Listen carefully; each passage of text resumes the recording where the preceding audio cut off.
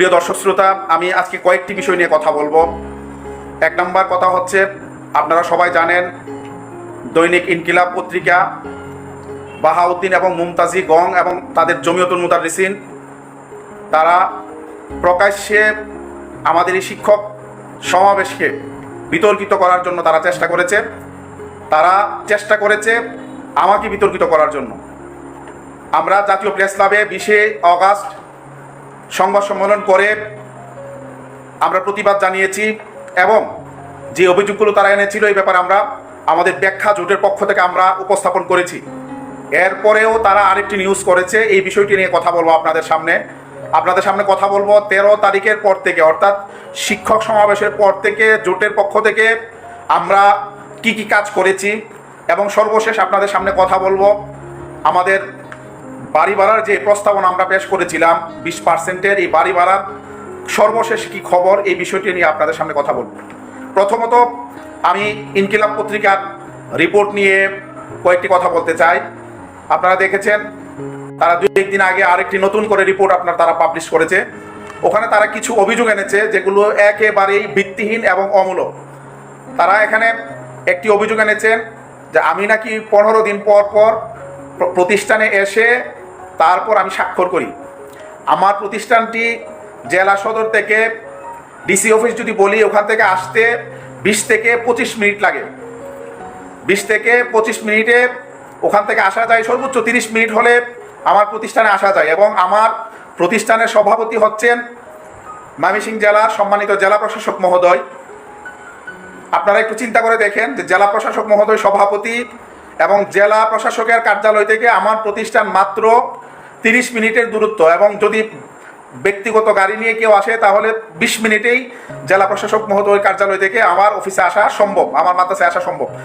তো এখানে কোনো পাগল কি বিশ্বাস করবে যে প্রতিষ্ঠান প্রধান 15 দিন পর পর প্রতিষ্ঠানে এসে স্বাক্ষর করে? তারা এইরকম একটা বিভ্রান্তিমূলক তথ্য তাদের পত্রিকায় তারা প্রকাশ করেছে। আমি একেবারে লাইভ প্রোগ্রামে দায়িত্ব নিয়ে বলছি, এই প্রোগ্রামটি আমার শিক্ষকরা দেখবেন, কর্মচারীরা দেখবেন, গভর্নিং বডিতে যারা আগে ছিলেন এখন আছেন, এলাকাবাসী সবাই দেখবেন। আমি কাতলাসেন কাদিরিয়া কামিল মাদ্রাসায় যোগদান করেছি প্রায় 3 বছর। এই 3 বছরে মাদ্রাসায় উপস্থিত না থেকে আমি একদিনও স্বাক্ষর করিনি আমার হাজিরা খাতায়।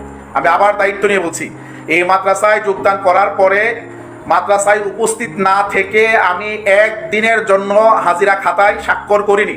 যদি এটা কেউ প্রমাণ করতে পারে তাহলে আমি যে কোনো শাস্তি মাথা পেতে নিতে বাধ্য থাকব। নাম্বার 2, PBGSI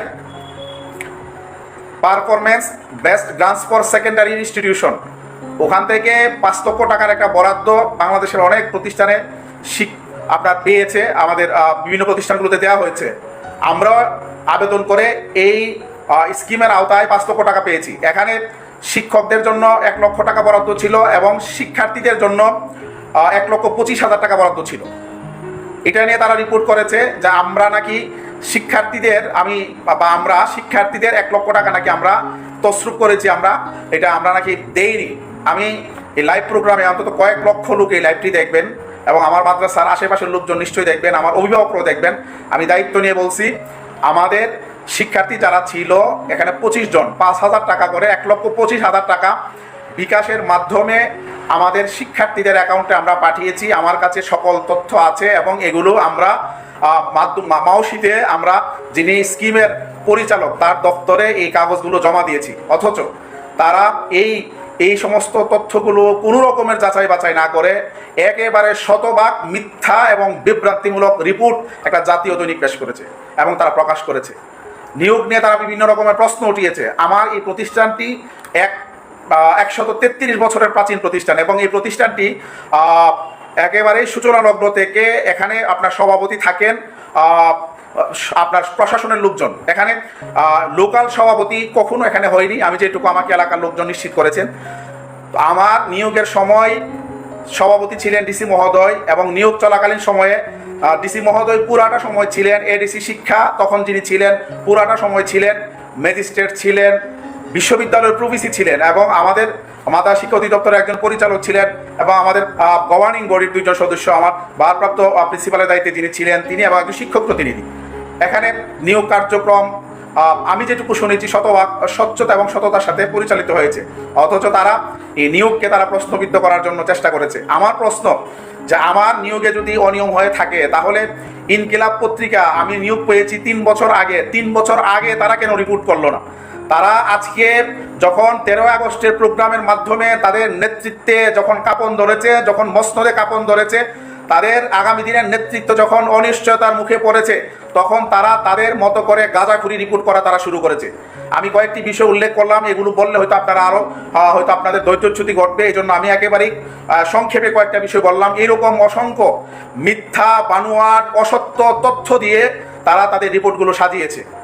আমরা আমাদের জায়গা থেকে আমরা সিদ্ধান্ত নিয়েছি যে এই রিপোর্টের মাধ্যমে যেহেতু তারা আমার ক্ষতি করতে চায় এবং আমাকে জনতার রুষানলে বলেন অথবা প্রশাসনের রুষানলে ফেলতে চায়, আমি আমার জেলা প্রশাসক মহোদয়ের সাথে পরামর্শ করেছি, তিনি অনুমতি দিয়েছেন। আমরা তাদের বিরুদ্ধে আমরা জিডি করব, উকিল নোটিশ পাঠাবো। ইতিমধ্যে আমরা জাতীয় প্রেস ক্লাবে তীব্রভাবে আমরা প্রতিবাদ জানিয়েছি।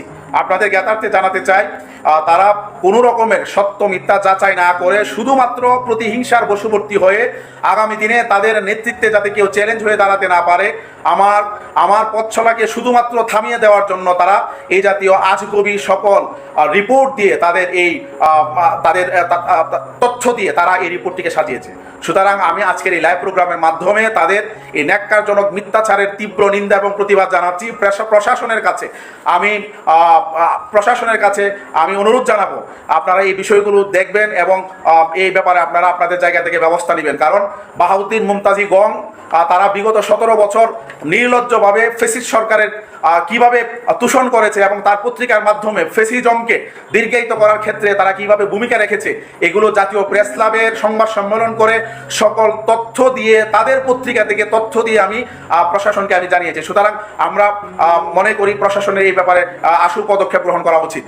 নাম্বার 2, আমরা ওই প্রেস ক্লাবের প্রোগ্রামে বলেছিলাম যে ইনকিলাব পত্রিকাটি স্কুল এবং মাদ্রাসার সাধারণ শিক্ষক কর্মচারীদের টাকায় প্রতিষ্ঠিত হয়েছে।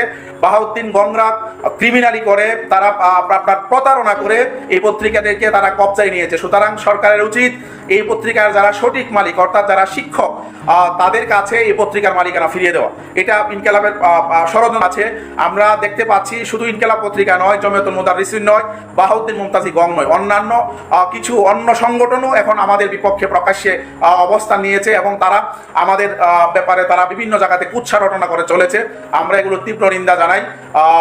আমি আপনাদেরকে এটুকু বলতে চাই, কোনো রকমের ষড়যন্ত্র করে আমাদেরকে আমাদের লক্ষ্য থেকে লক্ষ্যচ্যুত করা যাবে না। আমরা যে লক্ষ্য নিয়ে আমরা মাঠে নেমেছি, আমাদের বাড়ি ভাড়া 20% আদায় করা, এই ব্যাপারে আমরা আমাদের যে কার্যক্রম আছে, আমাদের কর্মসূচিগুলো আছে, আমরা এগুলোকে অব্যাহত রাখবো এবং চালিয়ে যাব।